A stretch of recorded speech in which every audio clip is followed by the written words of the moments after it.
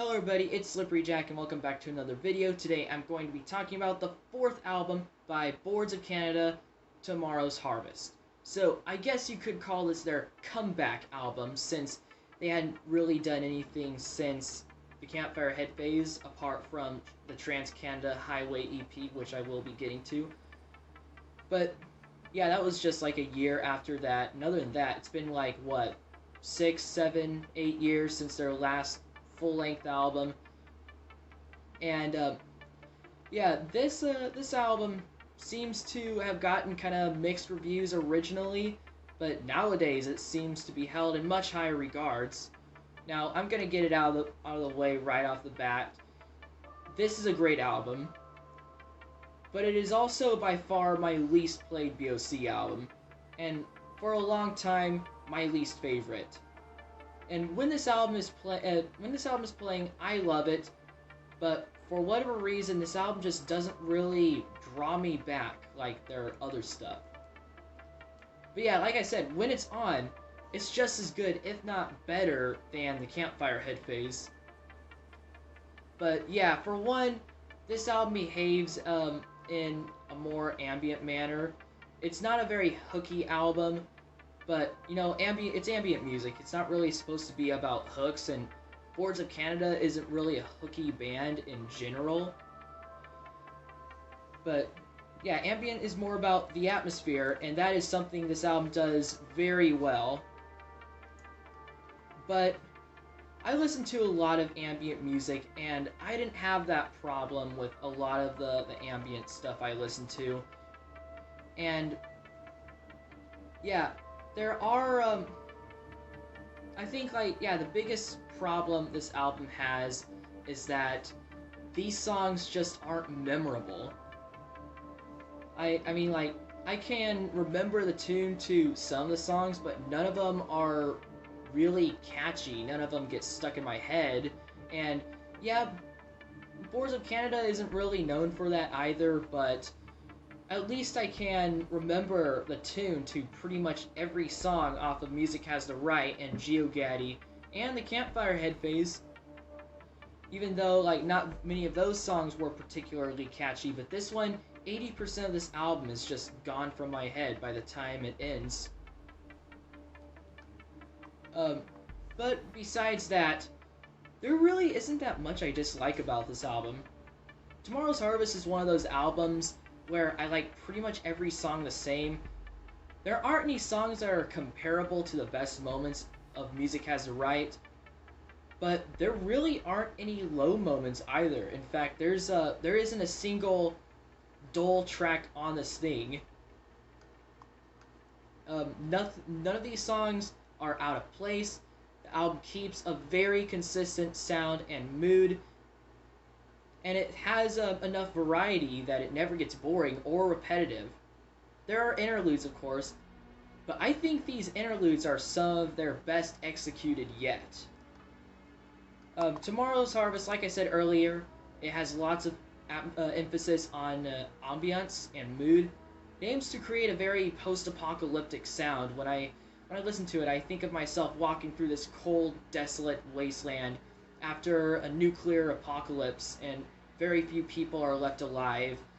Every now and then you find some decaying electronics and buildings, or some object that reminds you of the past.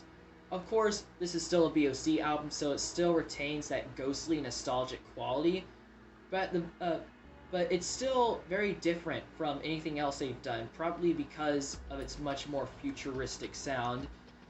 As for individual tracks, Gemini, it's a great opener, maybe even their greatest album opener. Starts with a short horn section, followed by these deep, harsh, almost atonal synths. The ending of it is dominated by these cold, desolate sounding tremolo pads, and it does a great job at like setting the tone for this album. Reach for the Dead has some almost staticky, harsh pads that play this very moody melody. Has a few kicks every now and then at the beginning, you know, to kind of push it along before building up to an actual drum beat. And a lot, like most of the songs on this album, it wouldn't really feel out of place on a film soundtrack. It's one of their more dramatic pieces, and yeah, I think a lot of the songs on here sound like they would be fit for a film. White Cyclosa has this synth loop that continues throughout the entire song, and what makes this really unusual is the production of that synth loop. I've never heard BOC make their synth sound so clean before, but that is the only part. There are some fluttery, melancholic synths that remind you this is Boards of Canada you are listening to. Of course, they're going to have like that poor quality stuff in here, and it's got like this droning pad that kind of makes up the lower end of the track. About halfway through, there is a wobbling bass line, not like a dubstep wobbling bass line, but it sounds really cool. It's all executed very well. The song creates this very icy and bleak atmosphere that gives you this feeling of impending doom. Jacquard Causeway has some off-kilter percussion and some atonal trumpet synths treated in the usual Boards of Canada style. There doesn't seem to be any sense of direction at the beginning, but once the pads come in, everything just becomes really clear, and it starts to sound really beautiful. Telepath is an interlude. It has a robot voice just counting over some detached feeling melodies. Sounds like Boards of Canada. And like most of the interludes they've done, not much to it, but this is one of the more memorable tracks. I really like it. Cold Earth sort of reminds me of like the beach at Red Point, and maybe a little bit of Julian Candy in there too. Mainly for its use of those voice samples, and but only Cold Earth is a lot less eerie. I mean, it doesn't build up to like that eerie kind of thing that the beach at Red Point was going for, but this one, it's more consistent, and it feels a lot more colder, like the title would suggest. Transmisiones Ferox is probably one of my favorite BOC interludes ever. It's very spacey sounding and doesn't seem to have any structure, but that's what I like about it. I love its avant-garde kind of nature, and that just really drew me to it. It's like the whole thing to me, it just sounds like you're dreaming of floating in space and then waking up, which is like, well, that's just how I felt like about it when it reached like that staticky part at the end. Then there is Sick Times, which might be my personal favorite. Its melody has grown on me so much the past couple of days. It's very eerie, but at the same time nostalgic and comforting. It's a track that demonstrates everything I love about this band. And you know how I said that this album was forgettable? Well, Sick Times is the exception. This song actually managed to get stuck in my head for a few days. Fantastic stuff. Collapse is another interlude, and it has a very dark, menacing quality to it. It has an almost industrial feel to it as well, like from the harsh noises that just kind of fly around you as you listen to it. But then there is Palace Posey, which is definitely the happiest track on the album. But surprisingly, it doesn't mess with the atmosphere at all. It still retains the futuristic sound of the album, and there is this underlying feeling to it that something isn't quite right. But the whole thing is just a lot of fun to listen to.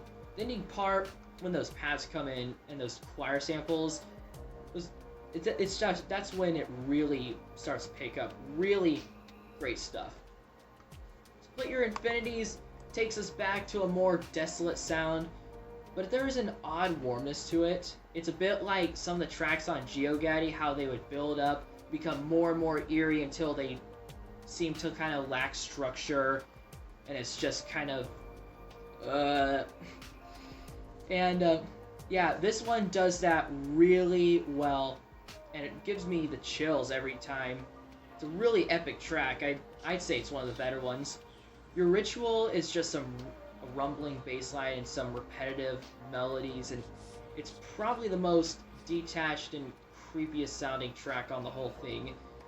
Nothing Is Real, like Sick Times is more melody oriented, and what a great melody it is. From what I've heard fans say, they consider this to be one of the more hopeful tracks, but honestly, I don't see it. I mean, it's got a comforting nature to it, but this is probably one of the saddest songs I've ever heard from Boards of Canada. I don't hear like the hopeful part that other people are hearing. It just sounds like we are doomed. We can't go back.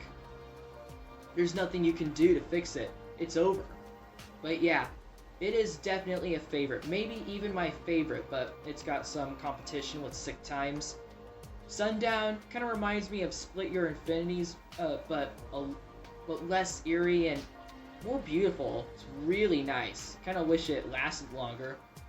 New Seeds is the most dramatic song on the album and one of the more hopeful ones. It's got a bass line that seems to behave almost like a guitar, like the really, yeah, it's really epic, just great stuff. And Come to Dust, similar appeal, but like the mood is completely opposite. New Seeds kind of built up this hope, and Come to Dust is just to tear it right back down. But yeah, I love the epicness, and it is one of the more memorable ones. Not as memorable as New Seeds was, but still good. And it ends with Semena Mertvykh. Semena Mertvykh? Correct me if I'm wrong. Which is straight up dark ambient that does a great job at closing the album.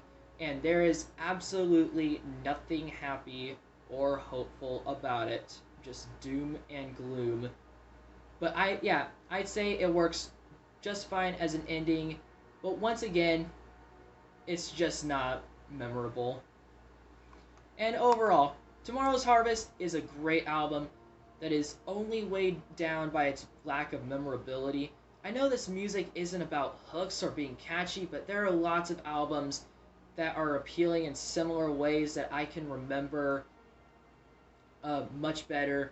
But besides that, it's a very strong album through and through, without a single dull track.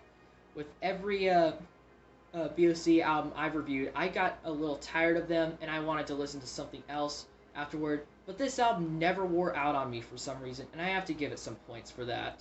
It executes its apocalyptic atmosphere perfectly, and I see myself returning to it many times in the future. I'm overall feeling an 83 out of 100. Thanks very much for watching. Like and subscribe for more entertainment, and to support this, your thoughts in the comments.